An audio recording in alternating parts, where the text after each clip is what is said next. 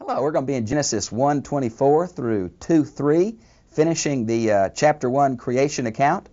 And of course, I don't believe there's two creation accounts. It's very common in Hebrew literature for a very generalized subject to be dealt with parallel in more detail. So I think 1 and 2 are parallel accounts, not divergent accounts or P and J. I really have problems with source criticism of the Old Testament. There are some very interesting things here. We've dealt with creation out of nothing. We call it ex nihilo from Latin. It really comes, I think it's used in 2 Maccabees for the first time it's used, the word. But basically God spoke and things came. Augustine recognized that there was a distinction in Genesis 1 between God creating directly out of nothing and that which God created bringing forth. Now let's look at that in verse 24. And God said, and of course this is Elohim, it's plural. I'm going to deal with the plurality of God when I come to let us make man. So let me hold off here, okay? Then let the earth bring forth. Notice the earth is to bring forth. God did not create by speaking. He created by having what He already made bring forth. Now Augustine said there are two acts of creation. One where God creates out of nothing, and He created matter and the spirits, both of man and angels. And then he says there's the organization of what God created. Now the reason that Genesis 1 is so important to us is that Greek philosophy has posited or postulated that matter and God or spirit are co-eternal, that God did the best He could with obstinate matter. But the creation account from the Hebrews is so different. There is spirit, God, the creator redeemer, who's personally involved in His world to create it and then on to create it. But providence means He's actively involved on an ongoing basis with it. And that's basically the Hebrew view. Now then it says, bring forth living creatures. Now this word living creatures is the same word as going to be used for living soul. It's the word nephesh. You can see it again in chapter 2, verse 7, where it's used of man. So basically man and the land animals share this mystical thing called nephesh, that in the New Testament we'd call pneuma, or spirit, or soul. I hate to use the word soul because Greek philosophy has so fouled up the waters here. We don't have a soul, we are a soul. But the soul is not what's different between man and the animals. It's the breath of God, as we'll see in chapter 2. Now, the animals mentioned here are land animals, domestic and wild, large and small. And so here we have man and the animals sharing the sixth day of creation. After their kind, cattle and creeping things. Now, the word cattle is the word behemoth. It's used the sea monster, the land monster later on, but here it just means domesticated cattle. Now, creeping things means maybe crawly things. It's the same word used in verse 21 for that which moves, maybe creeps or crawls like lizards and things like that, okay? And the beasts of the earth after their kind, and it was so. And God made the beasts of the earth after their kind, the cattle after their kind, and everything that creeps on the ground after its kind, and the Lord saw that it was good. Now verse 25 is basically a restatement or a summary of verse 24, yet in the reverse order. There's been much discussion why. I think it's just a literary device and not a whole lot of theological content there. Then God said, let us make man in our image according to our likeness. Oh, has there been a hair pull there. Now, let us is what I want to talk about briefly. The text does not say. We can't get it from an exegetical understanding of this passage. So we go to history and see what the godly commentators have done through the years. Three major theories have come out of this verse. Number one, basically rabbinical, says that it's the plural of majesty. Now, the only problem with that is that this plural of majesty does not occur in the Hebrew Scriptures and does not develop in literature in other cultures until much later. So I don't think that's really it. You can see why the rabbis are nervous about a plurality in God.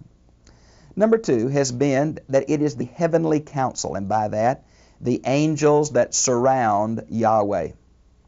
And some go back to 1 Kings 22:19, where God addresses these heavenly hosts. Some see Job chapter 1, where the sons of God come before God and Satan comes with them. Well, I do believe there are other spiritual beings besides God. I think He created the angels before He created man. Seraphim, cherubim, the angels that look like men, Michael, Gabriel, others, Satan. But I really don't think that angels have anything to do with creation. The rabbis say men are so close to God, the angels were jealous, and so God tried to alleviate their fears by asking them permission. What a bunch of baloney. I just don't think it refers to the angels. I don't think anywhere in the world we can get that. Now the third one, by the way, that was the basic theory of Rashi, a middle-aged Jewish commentator, and many others. I basically think it's a plurality within God. Now, at this point, I can't assert it's a Trinity because I don't want to read full-blown New Testament understanding there, although I certainly have it in the background. You say, Bob, why do you believe there's a plurality in God? There's several reasons. I've done a tape on the Trinity where I've gone to 45 minutes of detail. You might want to send for that, but let me just summarize if I could quickly. Basically, the word Elohim, now El is the general name for God, but it's plural, Elohim. We're not sure of its etymology. It's not polytheism. Apparently, it's used for God quite often. The rabbis say it means God and His power and creativeness, and Yahweh and His mercy and grace. That may be true. I certainly don't believe in two different sources, J, a Yahwistic source, and P, a priestly source. But it is plural. And when it says, let us make man in our image, I want you to notice down the next verse it says, God created man in His own image. So there's the singular, His own image, but the plural occurs earlier. So it seems that we have a plurality in God. In the high holy prayer of Jewish monotheism, called the Shema, Deuteronomy 6, 4 through 6, the Hebrew word for hear, O Israel, the Lord thy God is one Lord, is the plural form of the word one. Genesis 2:24, the two shall become one, there's that same plural form. So I believe there's instances throughout the Old Testament of a plurality of God. And you might want to see Isaiah chapter 6, verse 8 for another example of that. When we come to the New Testament, it is obvious that if Jesus Christ is divine and the Holy Spirit is a personality, whether we like it or not, we have a triune unity. Difficult to talk about, difficult to describe, but apparently a biblical truth. Let us make. Now the word here is man. It's the word Adam. Everywhere the word Adam appears in the Bible, except the first few chapters of Genesis, it's a generic term for mankind. It apparently comes from the term Adamah, that means ground. Now some go back to the ideal of the redness that may be some of the derivation is redness, and some go back to dirt. Man was made out of red dirt, may be the inference here. And so we have Adam. The Septuagint makes it anthropos, which makes it generic. About men and women, in our image and according to our likeness. In your notes, I did kind of a historical survey, and I don't want to forget any, so I'll just help me read part of it to you. The early church has struggled with what does it mean in image and likeness, and most of the early church divided the two. In my opinion, they are synonymous, and that follows John Calvin and Martin Luther. But the word image basically means to hew out, to hew out a shape of an idol. It's usually used for idol worship. The word likeness is used in Ezekiel chapter 1 for he couldn't really describe what God was like in His throne chariot, so say it's like this, it's like this. Many have made a distinction. I want to show that to you in history. The earliest distinction we find is in Irenaeus and Tertullian. They made the image the physical aspects of man and the likeness the spiritual aspects of man. The next major theological understanding comes from Clement of Alexandria and Origen, who said the image is the non-physical characteristics of man, and the likeness are aspects of man that can be developed, like morality or holiness. But if they're not developed, they will be lost. Athanasius, Hilary, Ambrose, Augustine, John of Damascus basically followed this understanding of Clement of Alexandria and Origen. The scholastics, or the medieval scholars, of which Thomas Aquinas would be a good example. And this is basically the Roman Catholic view, at least the majority view. The image is man's rational ability and his freedom. Now his freedom, those are natural gifts that man was created with. The likeness is original righteousness and the super-added gifts, the supernatural gifts of that were destroyed or marred in the fall.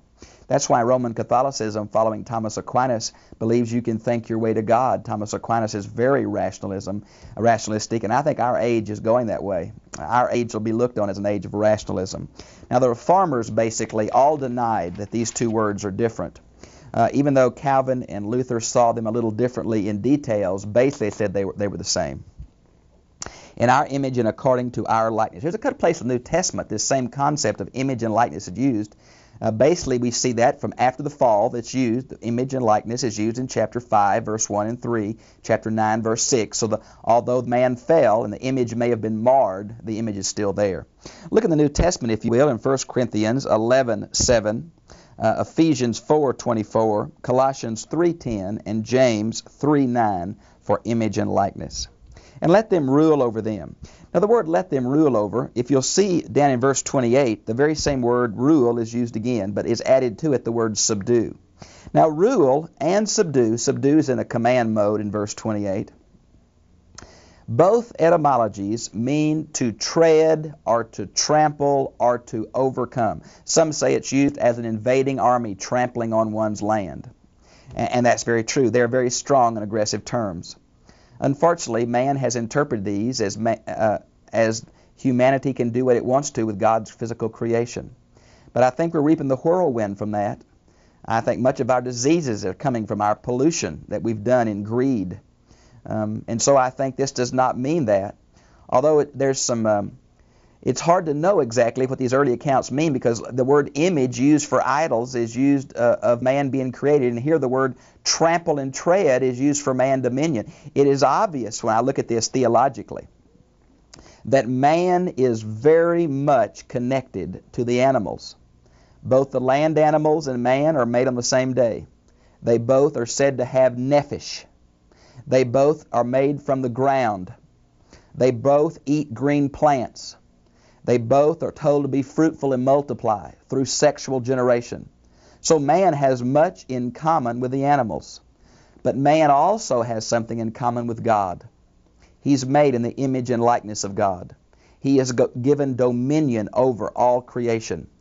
God forms him individually and breathed into him the breath of life.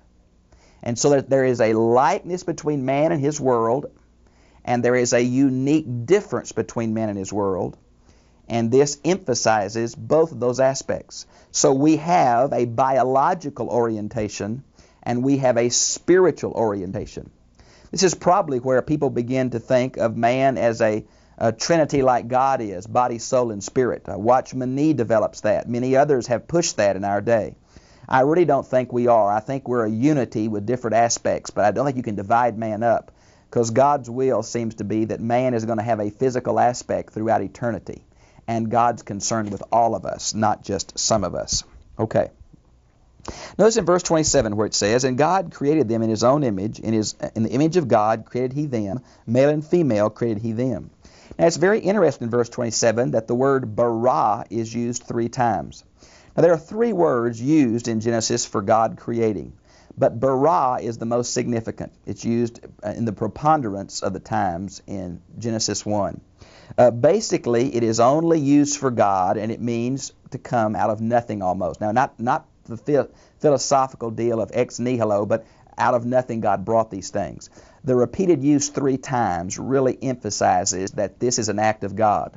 Now, he may have used his physical creation to generate other physical creations. That may be in here.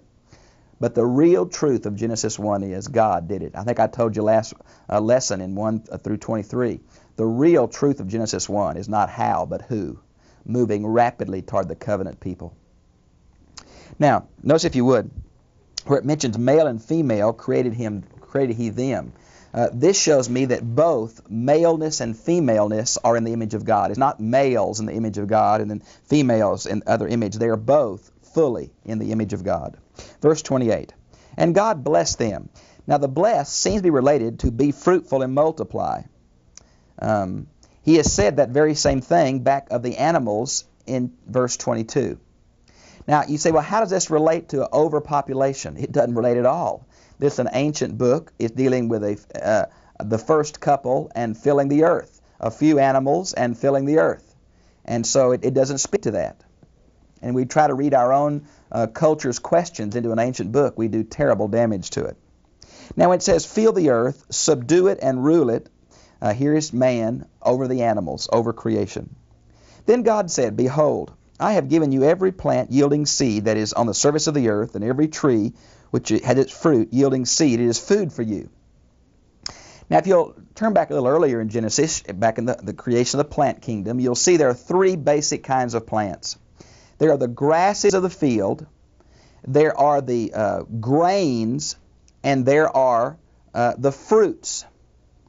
Now, the grasses are going to be given to the animals to eat in verse 30. The grains and the fruits are going to be given to man to eat. And there seems to be a real distinction here. Now, we can see these grains and fruit as food in Genesis 2:16 and Genesis 6:21. Now, in Genesis 9:3, man is allowed to eat some of the animals. Apparently, even now, long before the Mosaic covenant, there is a distinction between clean and unclean. Remember Noah taking 7 pairs of the clean and only 1 of the unclean? Some say, well, that's to make sacrifice. Well, that's true, but there's also a thing. There was no crop that year. They couldn't plant that year. Much of the plant kingdom was destroyed in the flood. So it seems to me that God gave them meat to eat that first year as kind of a stopgap measure. You say, well, Bob, do you think that man should be a vegetarian according to the will of God? I don't think there's enough information here to do that. I think vegetables are very healthy, but I don't think red meat's a sin. We just read too much in here and become so dogmatic, it's unbelievable. I don't think we can say that. Verse 30. To every beast of the earth, and to every bird of the sky, and to everything that moves on the earth, which has life, I have given every green plant for food. Now, what does that mean? Well, basically, I think it means that life is sustained through photosynthesis. That miracle on the plant that changes sun and water and minerals into some kind of cellulose material that all kinds of animals eat in the food chain, from the microscopic up to the largest, is what sustains life. That was the way God planned it, and that's what that verse seems to be saying to me. Now, verse 31. And God saw all that he had made, and behold, it's very good. There's a summary statement. Every time he creates, it says it is good. But now everything is good. Now, we're not speaking of moral goodness. We're speaking of it that which he created fulfills the purpose for which it was created. The organization, the backdrop for God's love affair with man is in place. Notice it says, and there was the evening and the morning, the 6th day. The evening and the morning are where the rabbis get the idea that the day begins at twilight. That's why the Jewish day still begins at twilight. The Sabbath begins at 6 p.m. Friday and runs to 6 p.m. Saturday, and they get it from Genesis 1. Now, the 6th day. The 6th day is very much like the 3rd day. On the 3rd day, 2 different things were created. On the 6th day, 2 different things were created. So we have basically 8 acts of creation in 6 days. Now, chapter 2. There really should not be a chapter division here, for chapter 2, 1 through 3 should go with chapter 1. And thus the heavens and the earth were completed. Now, the word heavens here probably refers, number 1, to the atmosphere above the earth, and number 2, to the starry heavens beyond the atmosphere. The rabbis argued over are there 3 or 7 heavens. When Paul was caught up in a trance to the presence of God in 2 Corinthians 12, he said he was caught up to the 3rd heaven. Now, basically, that would be the atmosphere above the earth, the starry canopy beyond the atmosphere, and the throne of God beyond that. So here it seems to refer to the first 2. Notice where it says, and all their host. Many have tried to read into this the creation of the angels, because the word host is often used for the angels. And I think that we can get that, for certainly from the New Testament, and several passages in Deuteronomy, it speaks of God creating the angels. Since we know that the angelic creation preceded the creation of matter and of man, then I think it could be a summary statement of all of God's creative act, including the spiritual realm, the physical realm, and his unique creation, man. And by the 7th day, God completed his work. Now, I want to say a word about a 7-day week. The history of this is shrouded in unrecorded prehistoric time. But every anthropological group that we have found have had a 7-day week. It seems to me that there is a truth that is behind all cultures that goes downhill from the Tower of Babel. And apparently 7 days was a pattern set very early in the life of man, and I think here by God. Notice it said that which he had done, and he rested on the seventh day from all the work he had done. Now the word rested here is the same root as the word Sabbath. We've got to be careful that we don't make this too anthropomorphic. This whole 2 chapters are very anthropomorphic. God walks and talks in the cool of the garden. God speaks and things come. Here we have God rested. Now, of course, you know that God does not have a physical body. He is spirit. He does not have a right hand. He does not have a throne. He does not have nostrils. He does not have eyes. And yet, the only terms we have to describe God are human terms. And so we speak about God as if he were a man, but in reality we know he isn't. That's why it's not a problem to call him a he, for we know he's not a he. Many times God's called he, many times God's called she.